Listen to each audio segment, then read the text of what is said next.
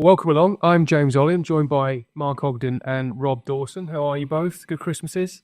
Great Christmas, yeah, full of turkey and everything. Yeah.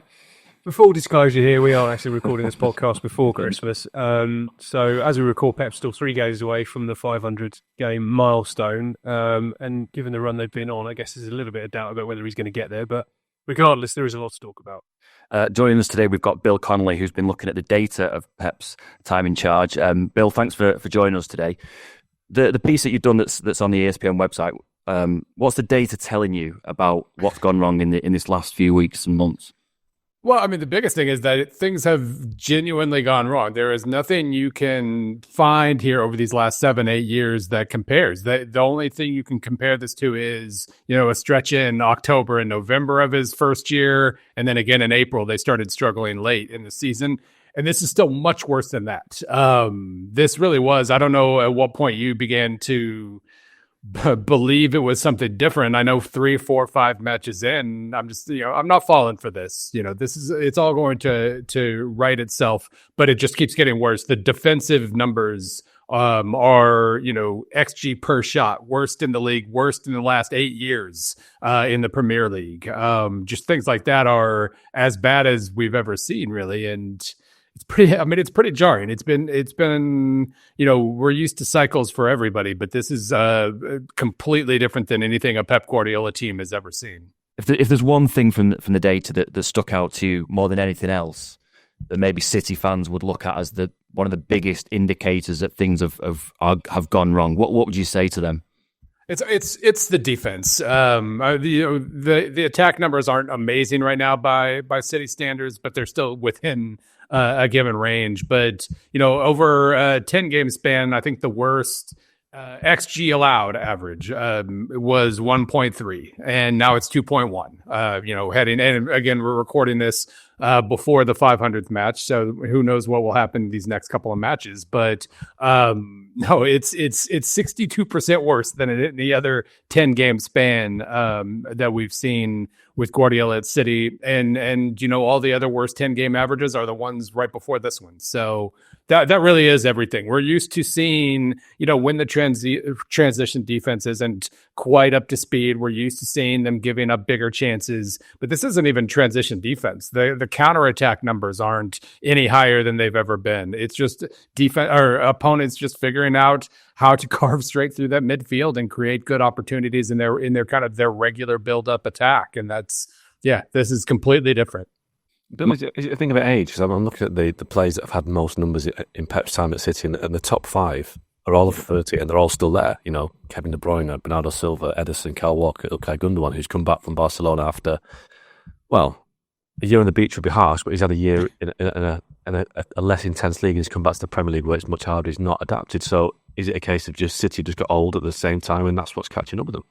Yeah, I think their transition to a new generation just hasn't stuck, because you're right. Looking at 12 guys have over 15,000 minutes for City under Guardiola, and 9 of them are still on the team. One of those is Phil Foden. Ruben Diaz cracked the 15,000 a little while ago, but 31 years old, 30, 33, 34, 34. And bringing Gundogan back, I think was a big tell there too. Obviously, Rodri's injury had something to play with that, but the fact that they didn't know what else to do, they didn't have that next generation ready to go, and they had to call somebody back at 34 years old. I think that was extremely telling for whatever reason, whether it's recruitment, whether it's him not finding the trust that he needs to find in other players. It's just not there, and he's had to rely on that same cast for a very long time. Is this all about Rodri? Let's be honest, since Rodri was injured, Gundogan's had to play a lot more games than he probably would have done had he get back with Rodri in the team. Is it a case of just, yes, he's an important player, Rodri, but he was like, he was the one part of the machine that once you pull it out, everything falls to pieces? Well, I think it is kind of poetic that Pep Guardiola has basically built a system that is, where the single most important player on the pitch at any given time is the player playing his position. Fernandinho was I went back and looked at his numbers from those early great City teams where he has, I like the progressive carries and the progressive pass stats. He had 826 of those. Fernandinho did in 2017-18. That was third most in the league. the carries and passes combined. But then these last couple of years with Rodri, 23-24, Rodri had 980 combined progressive carries and progressive passes. Right now, if you look at the numbers that Kovacic and Lewis and Gundogan have produced from the defensive midfield position, they're basically on pace for about 700. So that's, again, this is more about defense than attack, but just that pivot has been so perfect these last couple of years, especially. And the 1 year where they didn't win the title, 2019-20, was when it was Rodri's first year in. He hadn't quite figured things out. Fernandinho was starting to age a little bit, and they had they had two, but not really, neither was playing at the same level. As soon as Rodri figured it out, that was it. So yeah, no, you're absolutely right. That is if Rodri is healthy, we're looking at an old team that is probably underachieving compared to past years, but it's not this. There's no question about that. I mean, they just look like a team that's run out of energy. I'm just looking at some of these other stats that counter-attacks per game. This year it's 12.4. The year before it was 18.3. All recoveries per game. This year it's 42. Last year it's 54.6. So those stats alone just show you that they're not playing with the same intensity they have done in recent years. It's been really interesting. I looked at the league averages from year to year, going back to the year before Guardiola arrived until now. And these last 2 years, especially in the league, everything has slowed down dramatically. So the year before Guardiola got there, the Premier League as a whole averaged 101.5 possessions per game, which is, Klopp level intensity. Just pretty ridiculous numbers when you think about it now. This year, they're at 82.3 league-wide. That's basically what City was averaging those first few years, and it was so much lower than everybody else. Now that's the average. So what has City done? They're averaging 70 possessions per game this year. That's jarring. That's easily the lowest that I've seen, because the joke about how when things don't work right, Guardiola just tries to get more control and more control. That basically means playing at the slowest pace imaginable. I think even Arsenal has really ratcheted things down, and they're at 72 or 73. These are dramatic changes these last couple of years, and it seems to have. There's no energy, there's no quick attack, there's no anything, and again, the attack numbers are okay. They're not amazing, but they're okay. But it's not helping them control anything defensively at all. Kevin De Bruyne, so obviously Kevin De Bruyne is 33 and I think he's 34 next summer. And you look at his numbers, he's got 83 more assists than any Man City player going into this weekend. He's played under Guardiola, so that's a massive leap. In terms of chances created, he's got 994, which is almost twice as many as Bernardo Silva. So Kevin De Bruyne hasn't had the greatest of last 18 months, had a few injuries. Obviously age is catching up with him, and he's not producing the same number of assists and chances created. So how do they replace that? And I suppose he's the guy that, it signifies where City have gone wrong, that if he's not producing, then the team isn't producing. It seems like, between him, Kyle Walker, we've talked about how he's been ageless for a few years. He's no longer ageless. It's caught up to him a little bit. Gundogan isn't as fast. He can't play quite as many positions or as many possessions ridiculously well as he used to. Bernardo Silva is over 26,000 minutes now as well, and he's at 30 as well. So the odometer is just has piled up for a lot of guys. But you're right. De Bruyne in particular, not only the most assists of anybody under Guardiola, but over twice as many as Silva. Silva's second at 69. De Bruyne has 152 assists, almost 1,000. Probably by the chance, by match 500, De Bruyne will have 1,000 chances created. Bernardo Silva is second, just over 550. So even among this old group, he has been relied upon for so much through these years. Yeah, it's going to be. They've had a lot of opportunities to see what that world is going to look like without him, with his injuries over the last couple of years, but still don't really know the answer. And it's going to be interesting to see. Well, it's going to be interesting to see a lot of things, but De Bruyne's absence is going to be particularly interesting. Bill, is there any, when you look at the data, are there any players who should be getting more of an opportunity? Is there any, are there solutions within the squad that Guardiola maybe hasn't quite turned to often enough yet?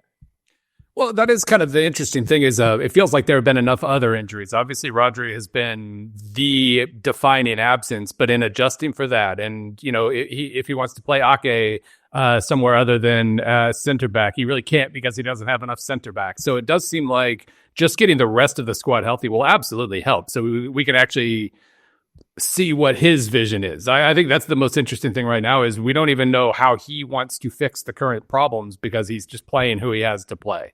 And I mean, part of this is his fault. He likes the tight rotations with 17, 18 guys. Even now, I was looking at Chelsea's numbers yesterday, the number of guys they played. Obviously, their roster building strategy has been just a little bit different, but you're still just looking at 17, 18, 19 guys who have had any serious minutes this year. Ake's return will help.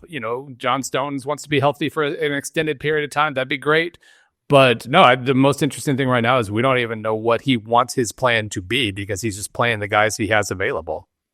So if De Bruyne is not creating the chances and Rodri's not fit to control the pace of the game, is that why Erling Haaland's not having as many chances, not scoring as many goals?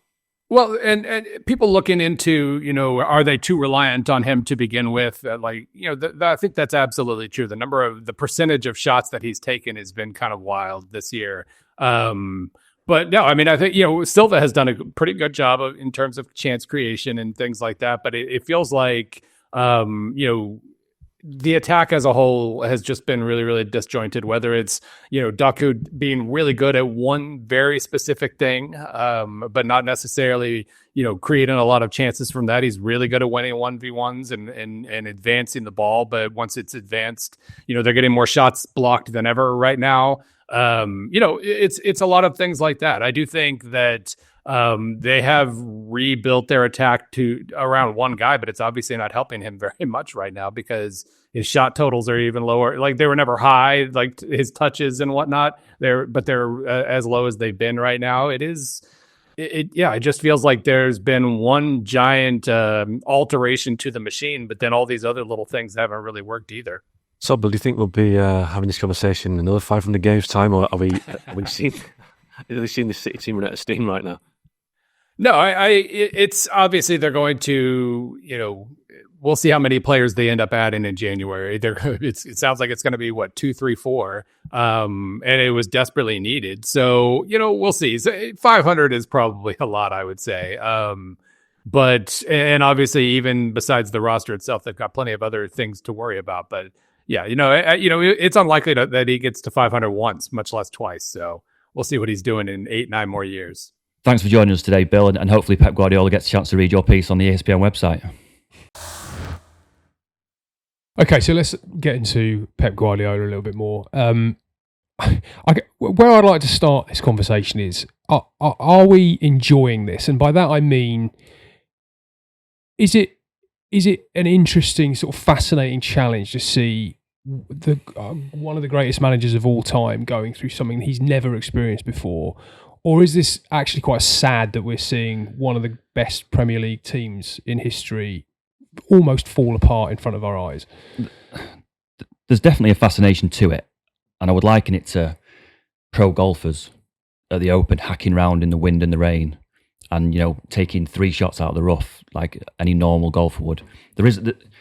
You watch pro golfers to see them hit the big drives and sink the big putts, but there is a fascination about seeing someone at the top of their game struggle to that extent. And I think that's probably what we're seeing a little bit now with City. Obviously, there's not going to be much sympathy with neutral fans for what City are going through because of how City have been built, and City will be well aware of that. But I think generally, unless you're an avid Man City fan, there is a fascination about seeing it, arguably the best manager in the world and one of the best teams in the world struggle to this extent, because it's not just a simple dip of, they've drawn 3 games out of 5. I mean, this is a serious blip, and it does look, sometimes when you look at them, like you are watching before your eyes one of the best teams in the world fall apart. I mean, it's true. I mean, Pep has never been through adversity before. I mean, this is the first time he started his managerial career at Barcelona in 2008, won a treble his first season, and since then it has been. He's had a gilded career, hasn't he? Barcelona, Bayern Munich, Man City. He's been at the biggest, most powerful clubs in the country at that time, and he's never had anything like this. So it's funny, after the game at Anfield when they lost to Liverpool, I put that point in the press conference.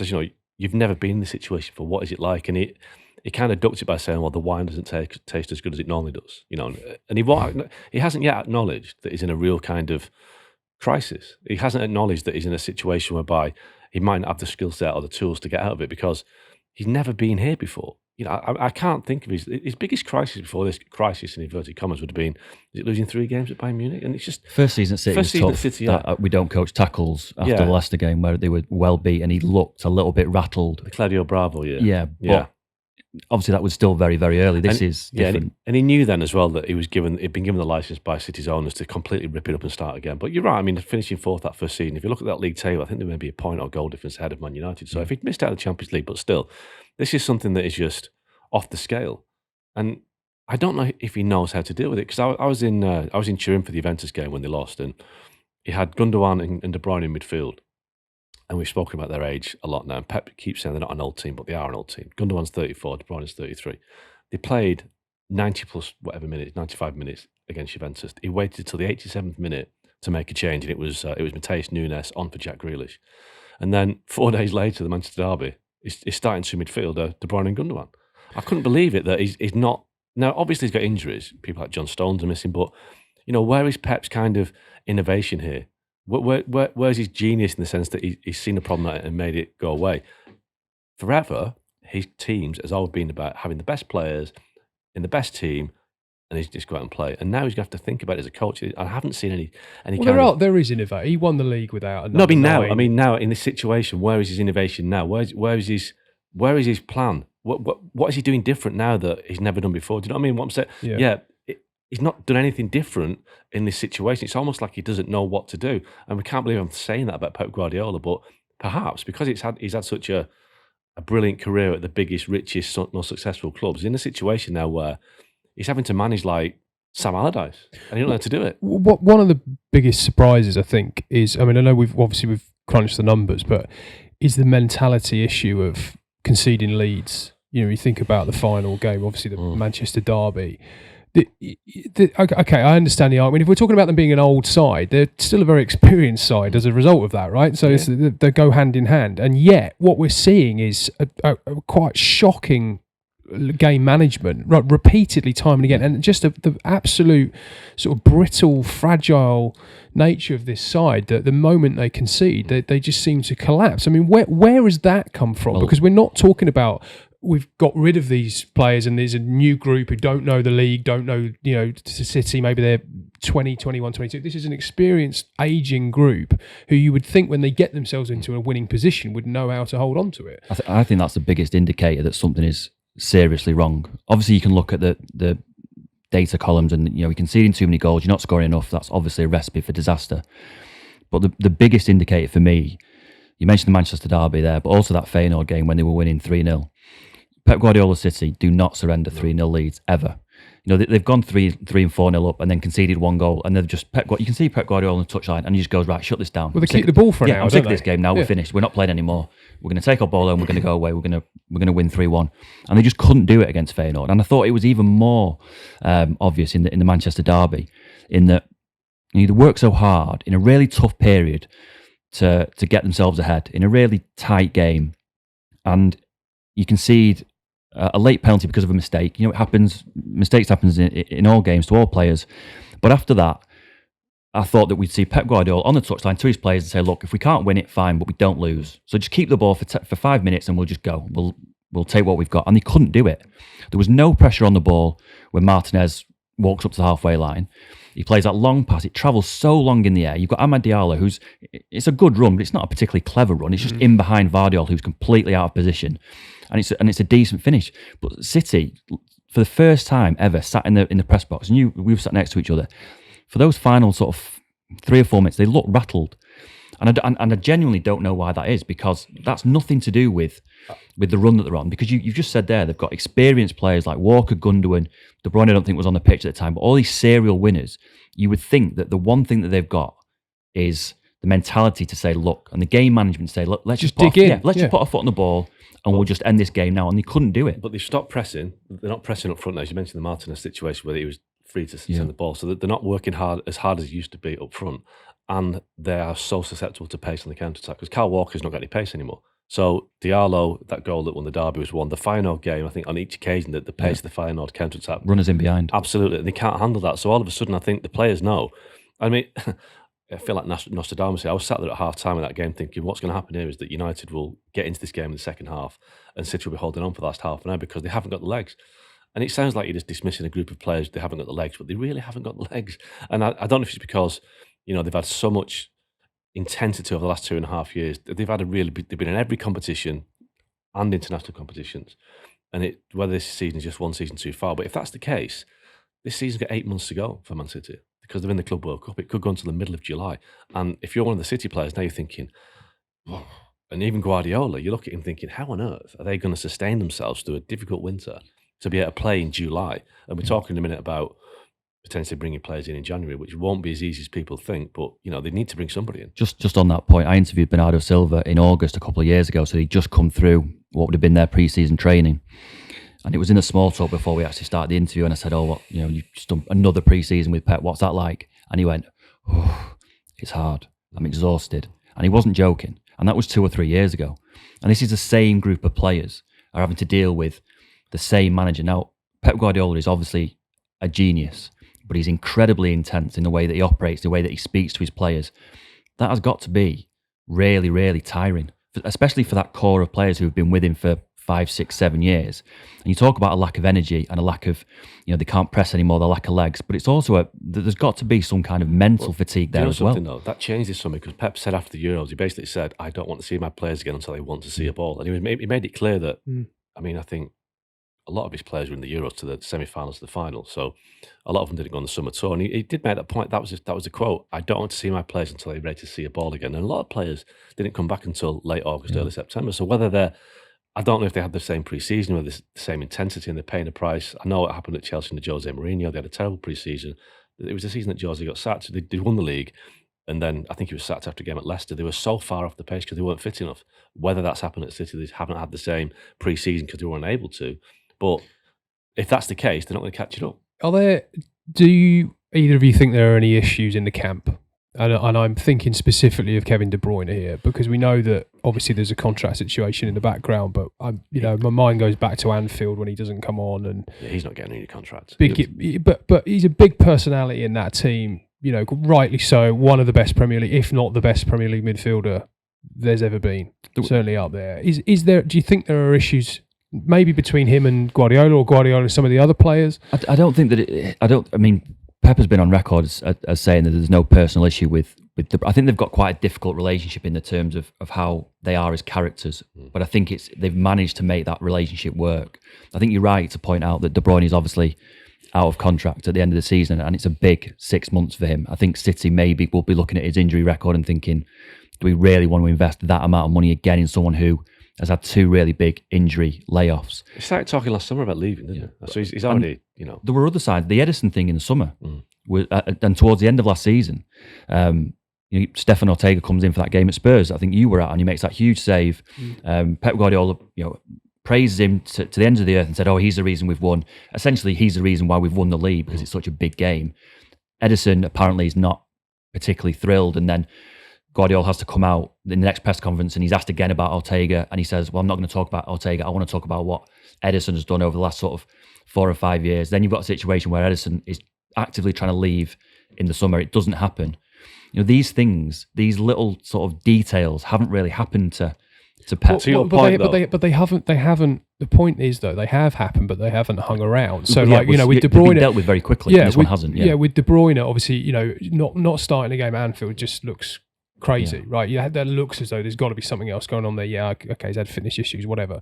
But you think of players like João Cancelo, who's just booted out of the club basically, and then Edison obviously still around. De Bruyne is still around. Is it a case that they've not been as cutthroat as maybe they could have been? Yeah. With some of the players that maybe are now problems for them? I mean, to your point on De Bruyne, as we know, both Pep and De Bruyne denied there's a problem there. But then I have to say, I've never known many situations where 2 people at a club that have fallen out actually come out and say, we're not getting on with each other, we're still together. So, I think, we'll wait and see on that. I think what it is, I think you've got a lot of players who've been at City now throughout the Pep Guardiola period most of the time, and De Bruyne is one of them. You've got De Bruyne, Kyle Walker, you've got Bernardo Silva, you've got Gundogan, who, when they started working with Pep, it was a case of this guy's going to win me lots of trophies. He's an absolute genius. I'm going to do whatever he says.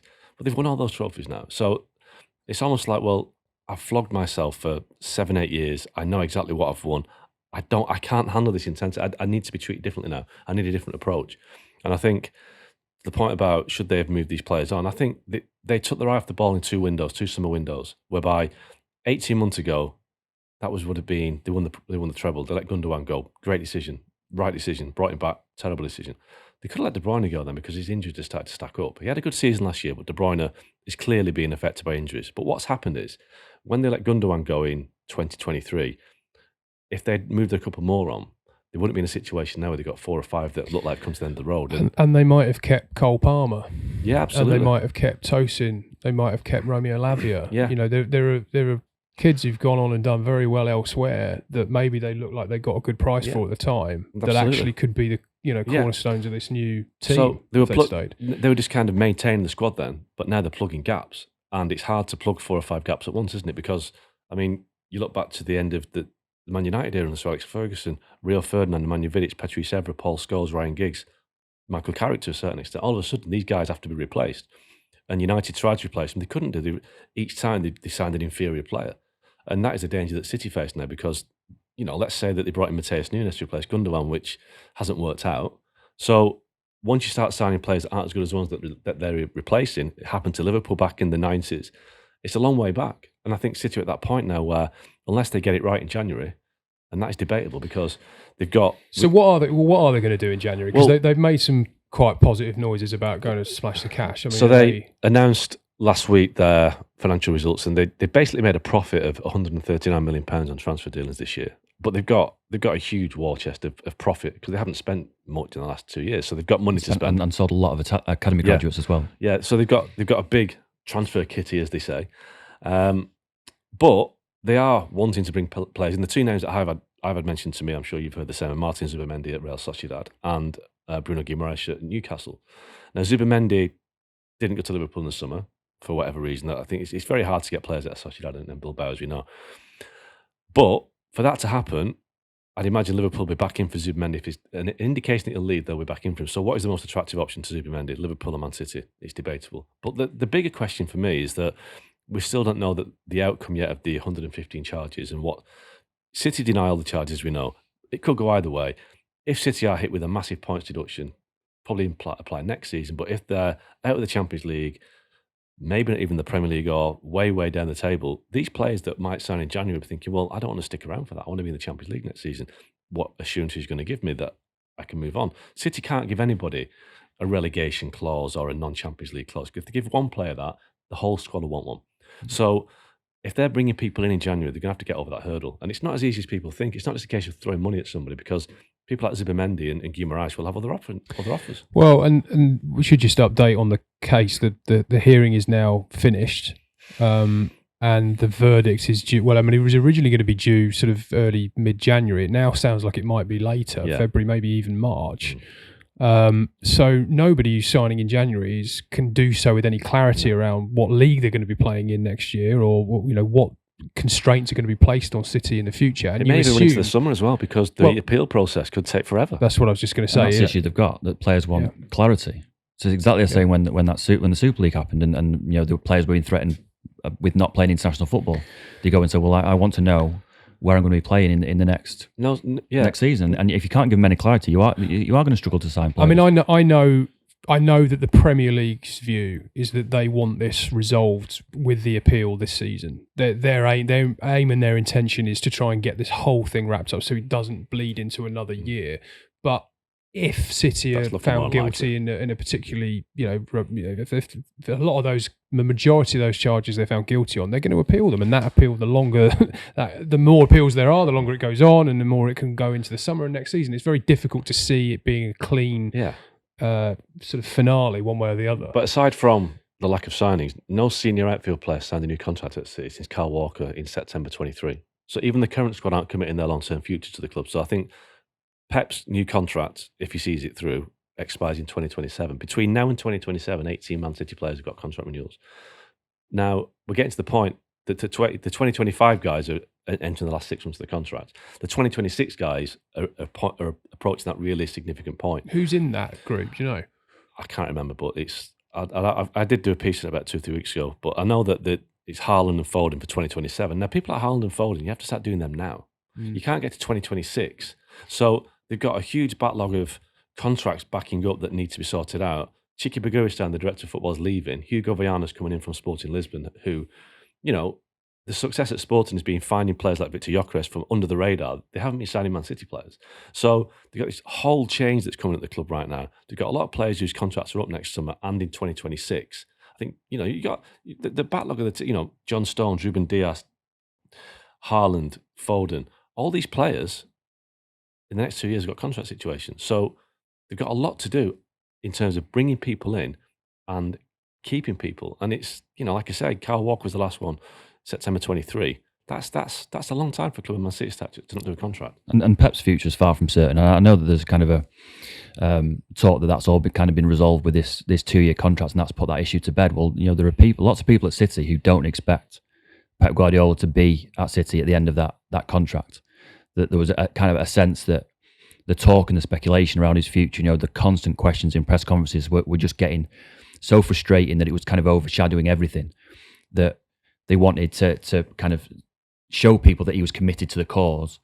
But there are plenty of people at City who don't believe that he will be here for those extra 2 years. Just on the contract. So next summer, 2025, De Bruyne and Gundogan are the big two. Mm-hmm. Now, I don't think either will get a new contract because age, injury profile, all that situation. 2026, Bernardo Silva, who's now 30, John Stones, who's 30, Ederson, 31, who's had interest from Saudi Arabia, James McAtee, who's a promising young midfielder who at 22 hasn't been sorted out yet, Kyle Walker, and Stefan Ortega. So you've got high-profile players there entering the final 18 months of the contract. Now, I don't think they're going to do anything with any. I mean, McAtee as a young player might get sorted out, but they're not. You can't see them giving Bernardo, John Stones, Kyle Walker, or Ederson a new deal in the next 12 months because of the age, the profile they're at. So they could be losing those players in 18 months. And then you're hitting your stars like Diaz and Foden and Haaland. So I think you prioritise those now ahead of those. But if you lose 5 players in 18 months' time, as well as a massive turnover, as well as 2 this summer in De Bruyne and Gundogan, the next 18 months, Bernardo Silva, Stones, Ederson, Walker, Gundogan, and De Bruyne that's a massive, massive risk. I'm conscious that we have spent this whole time marking his 500th game in charge by talking about what an absolute mess it is. I think we should just at least nod to the fact that of what they've achieved at this point, and as critical as we are of this group of players in their current form and the manager, what he's going through. I mean, this is unprecedented what they've done. 4 leagues in a row. The treble, the success that they've had. I mean, if this is the end for Guardiola, if he doesn't recover from this, whatever that looks like, does he go down as the greatest Premier League manager ever? Not for me. I think Fergie's longevity wins it just. But in terms of anything that's come since then, so you're talking Mourinho, Wenger, I think he outstrips them by a mile. Just in terms of the consistent level that he's managed to achieve. I know we spoke earlier on the podcast about how the Premier League's changed. Mourinho was responsible for one of those kind of step-ups, but Guardiola was responsible for the next one. Teams planning or having to plan to get around 100 points to win a Premier League title is all down to Pep. He made that step up in level. I mean, I think you got to put Jurgen Klopp in that conversation as well. I mean, he didn't win enough, but he was up against that machine at Man City, and I think, had Pep and Klopp swap clubs, would it be a different story? I think, Klopp has been one of the great managers of the Premier League era, although he could be kind of eclipsed by Arne Slot in his first season, which would put it into some perspective a little bit. But you're right. I mean, you forget what cities have achieved under Pep. You mentioned the treble, 4 in a row. The Centurion season when they won when they had 100,000 points, 100 points. The domestic treble.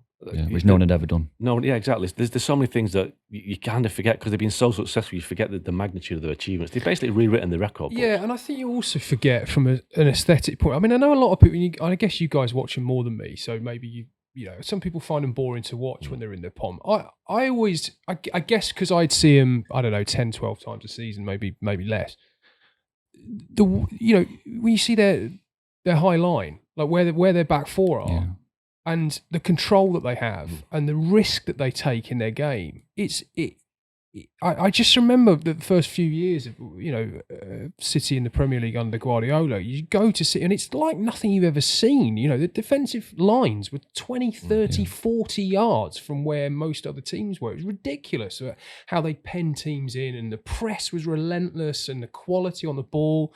I mean, we should, just talk about the style aspect of this as well. How he's completely sort of revolutionised the style of the Premier League, and how many other teams, Arsenal most obviously, sort of imitated. Well, maybe it's the detriment of Russell Martin and Southampton is a point where too many managers and coaches try to copy. Stop trying to negate everything. No, I'm being serious. This is a positive point about the style impact. It's also not one set style. I have to be serious on that one because he's done it in different ways.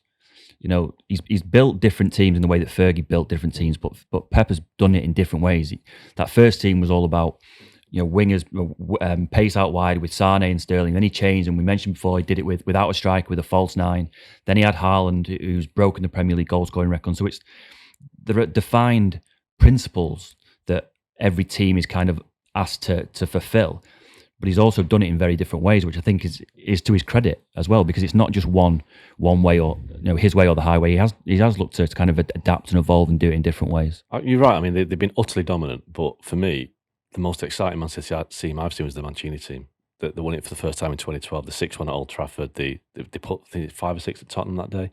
Aguero, Nasri, Balotelli, Tevez. That was a really exciting team, and that gets forgotten about because they didn't have the dominance of Pep's team. Pep's team have been so much in control that they have been boring at times because they just don't give teams a chance. And I want to see teams that take a chance and leave gaps at the back end, but they never did that because they were utterly in control. So from a perspective of being absolutely ruthlessly professional winners, yes, they have been great. But if you asked me who would I pay for a season ticket to watch, whether it would be Mancini team or Guardiola, I'd watch the Mancini team. Well, boring, monotonous, out of touch, out of ideas. Congratulations, Pep, on your 500 game. That's all from us this week. See you soon.